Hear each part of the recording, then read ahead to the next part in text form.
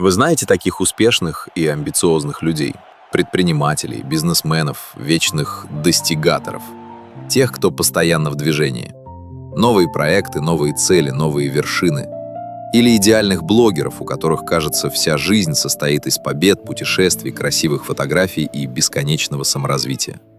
Со стороны смотришь на них и думаешь: вот это жизнь, мне бы так. Они ставят цели и достигают их, получают повышение, запускают бизнес, покупают новую машину, переезжают в квартиру мечты, летят отдыхать туда, куда многие только мечтают попасть. И казалось бы, живи да радуйся. Но стоит пообщаться с ними чуть дольше, и начинает происходить что-то странное. Машина могла бы быть лучше, премия выше, квартира просторнее, путешествие интереснее, подписчиков больше, денег тоже. Неважно, чего они достигли, неважно, сколько сил, нервов и лет на это потратили. Результат почти никогда не приносит того удовлетворения, которого они ожидали. И вроде бы уже хочется спросить, а куда еще больше, куда успешнее, куда богаче? Но внутри у них звучит совсем другой голос. Мог бы лучше. Надо было больше стараться. Есть люди успешнее меня. И начинается новая гонка. На первый взгляд это выглядит как амбиции и сила характера. Иногда так и есть. Но очень часто за этой бесконечной погоней скрывается совсем другая история. История человека, который всю жизнь пытается доказать себе, что он, наконец, достаточно хорош. Именно так часто выглядит нарциссическая травма детства. Несмотря на название, нарциссическая травма не делает человека самовлюбленным, чаще наоборот. Она заставляет человека всю жизнь пытаться доказать себе и окружающим, что он достаточно хороший. Проблема в том, что очередное достижение не приносит того чувства, за которым человек на самом деле гонится. Это похоже на морковку перед осликом. Кажется, что вот еще чуть-чуть, и ты, наконец, почувствуешь себя достойным. Но этого почему-то не происходит.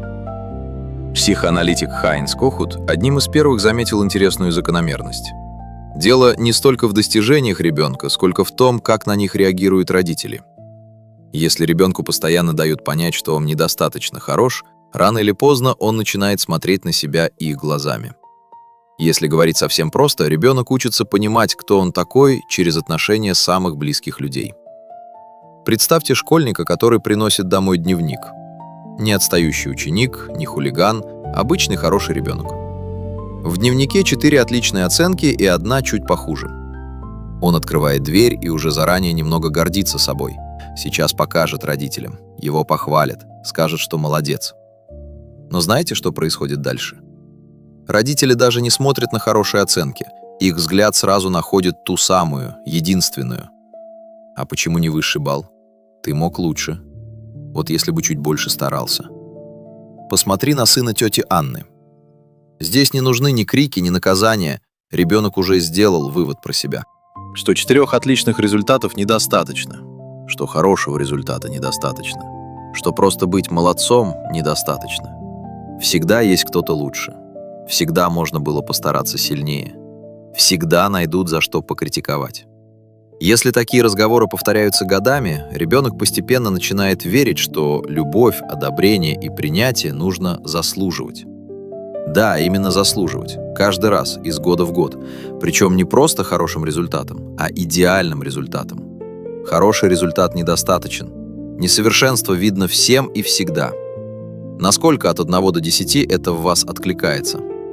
Проходят годы, ребенок становится взрослым. Но голос родителя никуда не исчезает. Со временем он просто меняет голос. Теперь это уже не мама говорит: «Ты мог лучше. Почему не высший балл? Посмотри на других». Теперь человек говорит это себе сам. И в этом заключается одна из самых жестоких особенностей нарциссической травмы. Если в детстве тебя постоянно критиковали родители, то со временем главным критиком становишься ты сам. Причем бесплатно и круглосуточно. Даже когда никто тебя не осуждает. Даже когда все вокруг довольны результатом. Даже когда объективно все хорошо. Где-то внутри продолжает жить ощущение, что до идеала ты все равно не дотянул. А вместе с ним приходит и стыд. Не стыд за какой-то конкретный поступок или ошибку, а стыд за самого себя. За то, что недостаточно умный, недостаточно успешный, недостаточно красивый, недостаточно интересный. Просто недостаточно. И дальше обычно появляются две стратегии выживания. Первая стратегия — стать идеальным.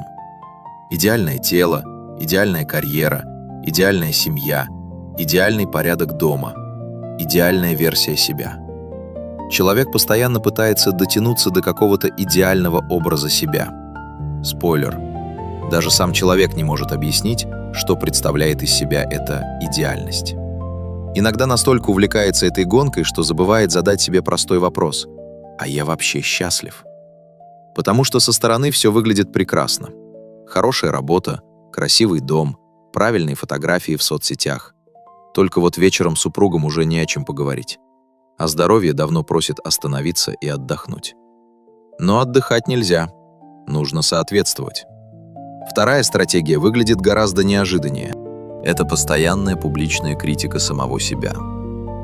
Наверняка вы встречали таких людей. Делаешь девушке комплимент, а в ответ слышишь: «Да ладно, ты просто не видишь мои лишние килограммы». Хвалишь коллегу за хорошую работу, а он тут же начинает рассказывать, где накосячил и почему результат вообще-то так себе.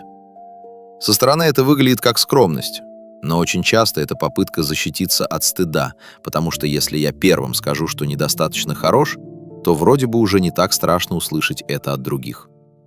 На первый взгляд эти стратегии совершенно разные, но обе пытаются решить одну и ту же проблему — доказать другому человеку, что наш герой, наконец, достаточно хороший. Проблема только в том, что в голове этой точки достаточности нет. Нет такого веса, всегда есть чуть меньше. Нет такой зарплаты, всегда есть чуть выше. Нет такой должности. Нет такого количества дипломов, подписчиков или достижений, после которых внутренний критик вдруг скажет: «Все, молодец, теперь вопросов нет». Внутренний критик не играет по этим правилам. И вот здесь появляется хорошая новость. Тот голос внутри, который постоянно сравнивает, стыдит и требует большего, это не вы. Это всего лишь старая запись, которую психика когда-то сохранила, чтобы выжить. Когда-то она помогала получить одобрение родителей, но сегодня она чаще мешает жить. И взрослая жизнь начинается не тогда, когда человек становится идеальным, а тогда, когда он впервые разрешает себе быть обычным человеком. Не лучшим, не самым успешным, не самым правильным. Просто живым. С сильными сторонами и слабостями, с успехами и ошибками, с правом иногда быть недостаточно идеальным. Выключите и выбросите из головы этого критика. Ценность человека никогда не определялась его достижениями. Иначе самыми счастливыми людьми на планете были бы миллионеры, олимпийские чемпионы и обладатели всех возможных премий. Но почему-то это работает совсем не так. Если узнали себя в этом ролике, не спешите ставить на себе диагнозы. Понимание проблемы — это уже начало изменений. Путь к трансформации. Подписывайтесь на канал. Здесь мы будем разбирать детские травмы, странности нашей психики и те выводы, которые когда-то сделали о себе, а потом почему-то приняли за истину. И самое главное — учиться жить так, чтобы жизнь перестала быть бесконечным экзаменом. До встречи!